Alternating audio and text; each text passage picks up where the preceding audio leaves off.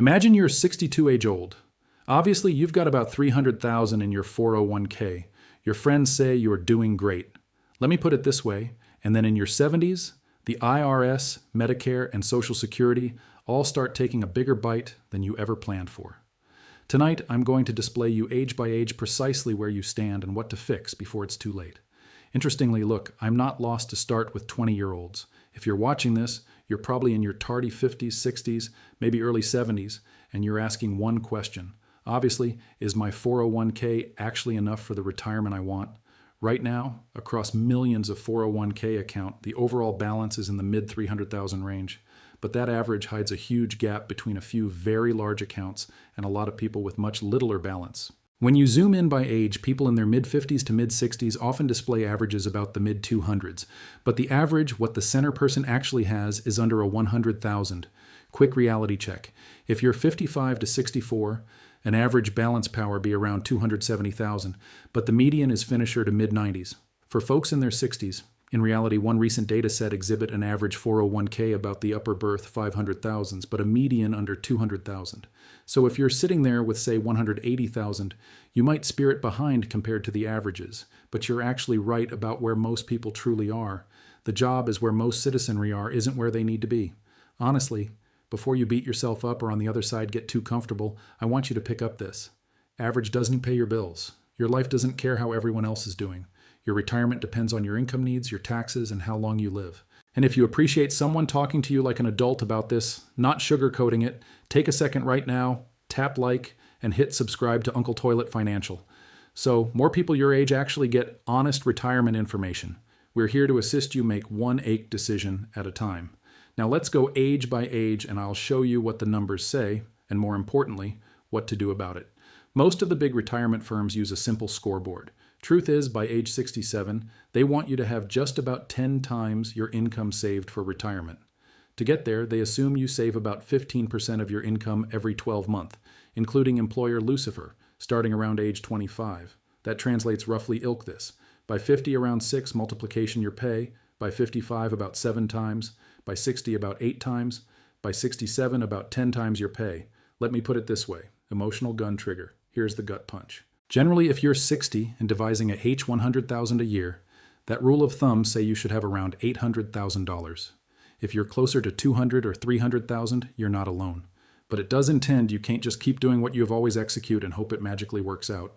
Stay with me because in a few minutes I'm going to show you why a $400,000 401k kind of can actually behave ilk $250,000 after taxes and Medicare penalties and what to do to prevent that. Let's start with your 50s, particularly age 55 to 59. In these age, most people finally have the kids off the payroll, the mortgage closer to the finish line, and a small more cash flow. The system in reality gives you some powerful tools here, but only if you use them. In 2026, the Criterion employee share limit for a 401k is $24,500 a 12-month. Of course, once you hit age 50, you get a catch-up contribution, another $8,000 on top. So you can put up to $32,500 of your own money into a 401k if your design allows and your finances support it. On top of that, there's a special super catch-up for ages 60 through 63, an extra stride up that can bring your total employee contribution into the mid-30,000s range. Retention hook. Surprisingly, in a minute, I'm going to display you why blindly shoving every essentially extra dollar into the pre-tax side of your 401k can backfire in your 70s. But first, if you're in your 50s, here's your job.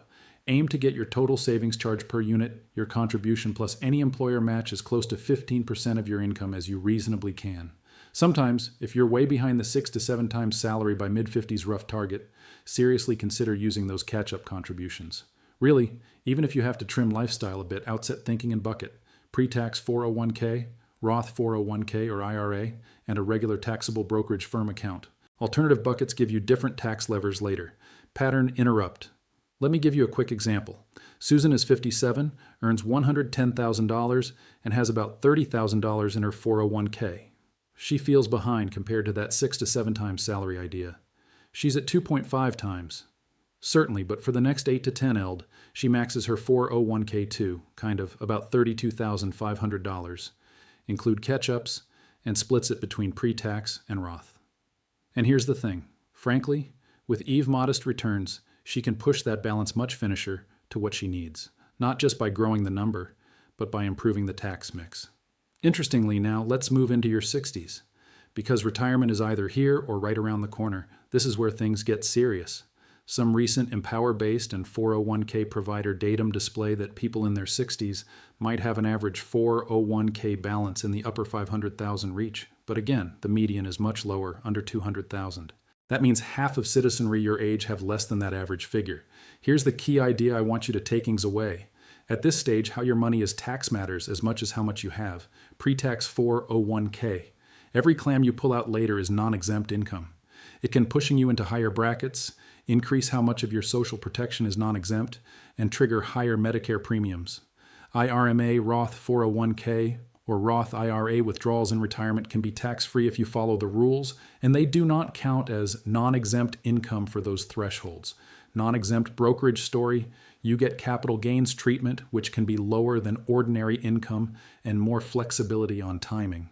The thing is, this is exactly what we talked about in our other picture. The 1 million Roth trap most retirees ne'er see coming. In that video, I showed you how one big Roth conversion done at the wrong time can accidentally pushing you into a punishing tax bracket and higher Medicare bans for old age. If you haven't watched that yet, brand sure you cue it up after this one because it connects directly to what we're talking about today. Rest with me for the following 2 minutes because I'm about to connect your age to RMDs, taxes, also those new catch-up rules you've been hearing about, starting with Secure 2.0 changes. If you're 50 or aged and earn over a certain income threshold, currently about $150,000 in recent rules, your catch-up contributions may have to go into a Roth 401k instead of pre-tax. Indeed, that means your standard share can still be pre-tax, but the extra $8,000 catch-up and that even larger $11,250 super catch-up at ages 60 to 63 power be forced into Roth if you're a higher earner. Is that bad? Not necessarily. Without question, for many of you in your late 50s and early 60s, being pushed toward Roth with your catch-up money might really help you. It give you a bigger pool of tax-free dollars later, just when RMDs outset pushing your taxable income up. But it does mean your paycheck will spirit the hit today because Roth contributions don't reduce your taxable income now. You're paying the tax up front to get freedom later. So ask yourself, do I want a slightly smaller paycheck today or a permanently higher tax bill in my 70s? Notably, there's no one-size-fits-all answer, but I lack you to comprehend the trade-off, not just the formula. Sometimes let's jump ahead for a moment into your 70s. At some point in your early 70s, depending on your birth year and current law, really, you'll have to outset pickings require minimum distributions, RMDs, from your pre-tax retirement chronicle. The government essentially says, you've deferred taxes yearned decent. And here's the thing. Now, it's our turn. Here's the problem. Besides, if you've spent your 50s and 60s stuffing everything into pre-tax 401ks, you can wake up at 73 or 75 with a big balance that looks great on paper, but every required climb down adds to your non-exempt income, can cause more of your mixer security to be taxed, and can thrust you into higher Medicare premium brackets known as IRMA. I've seen citizenry work 35 or 40 age do everything right. Importantly, plus, hush feel blindsided when their 401k turns into this tax clip bomb in their 70s. Now here's where it gets good. That's not a failure of discipline. That's a failure of planning and information. The goodness news, if you're in your late 50s or 60s now, you have time to soften that blow by diversifying into Roth contribution while you're still working. By considering carefully sized Roth conversions in lower income years, and by building up a non-exempt bucket you can draw from without triggering huge RMD increases later. This is where your 401k by age really becomes a tax strategy, not just a scoreboard. Honestly, now, let me very quickly roll back the clock for those of you watching this for your kids or grandkids because I know a lot of you do that. 20s and early 30s. Typical averages power be in the tens of thousands, with median in the teens. Many citizenry barely started. The real win isn't the balance. It's building the habit of delivery, that 10 to 15% of income, and investing for growth. Mid-30s to 40s, actually. Norm balances cross into the low six figures for many savers, but medians are still much lower, around 40,000 to 70,000 in some Holocene datum sets. Frankly, this is where the salary multiples 3 times 40, 4 times 45 start to matter. Generally, tardy 40s to early 50s, average balances can approach 180,000 to 200,000. Of course, but again, the middle person is much let down. This is the last normal decade before catch-ups kick in and the race speeds up. Why am I telling you really, someone 55 or older, this? Because you may have adult children who think, I've got clip. Share this video with them so they understand that the age-by-age targets aren't just numbers. They're the difference between working because you lack to and work because you have to.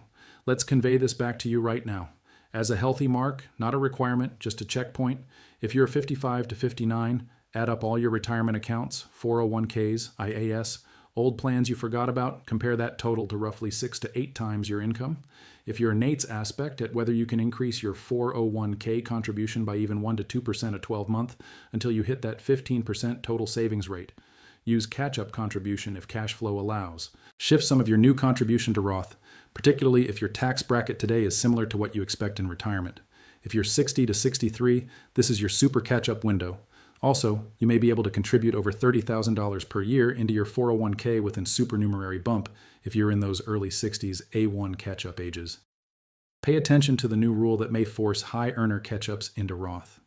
Don't be surprised when your paycheck feels lighter. That's tax you're choosing to pay now instead of later. This is besides prime time to talk with a tax-savvy contriver about Roth conversions. Review your investment mix. Too aggressive or too conservative for your goals. If you're 64 to early 7S, get go modeling your retirement income, pensions, sociable security, 401k/IRRA withdrawals, Roth climb down, taxable chronicle. See how different withdrawal patterns affect your tax bracket, how much of your social protection is taxable, and your Medicare IRMA brackets. You may decide to withdraw more earlier from pre-tax account to let down late RMDs while you're still in a reasonable tax bracket.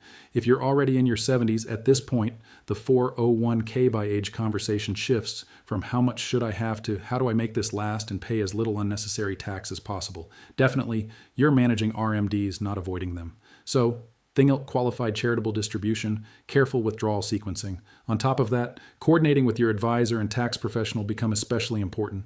Importantly, if you're feeling overwhelmed right now, I want you to hear this from Uncle John. It isn't about being perfect. It isn't about hitting a magical 10 times figure. It is about making one smart decision at a time from where you are with the years you have left. Without question, maybe your first hurt decision after this video is to raise your share by just 1% to schedule a meeting with a fiduciary financial planner or tax pro, to finally move that old 401k into a place where you can see it and manage it, or to talk to your spouse and get on the same page about when and how you'll retire. If you want to go deeper into the tax side of this, watch our video, The 1 Million Roth Trap Most Retiree Never See Coming. In that episode, I walk through real-world numbers showing how a big Roth move in the wrong year can wreck an otherwise good plan and how to avoid it. Let's wrap this up.